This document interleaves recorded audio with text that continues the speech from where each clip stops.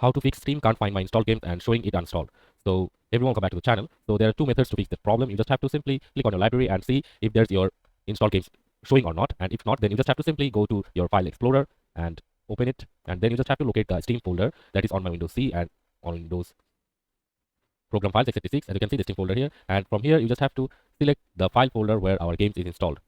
And now we have to click on common. And let's say this is the app or game that is installed on my Steam folder. You just have to right click on it and click on copy and make it and paste it on right here, and you can see the copied folder is here. And now you just have to delete the original one and you have to rename the copied folder to the actual name. And then as you can see, we have to open our Steam app, and as you can see here, and if we refresh it, and we can see a game option from here, or you can just click on add a game from here and click on add a non-Steam game and select the program from here, and we just have to click on install it, and it will install it, and then you can just play it from here. And the second method is you have to come to the Steam section from here and click on settings, and then you just have to click on the storage options from here. And as you can see, there is no game here as I have no game installed on my Steam. So you can see the installed game on your Steam if you have installed any games, and you just have to add another folder where your Steam games are saved or not. And you can just click on the add a drive option from here, and you can just add another drive. Let's say the local drive D is the folder, and you can just click on add.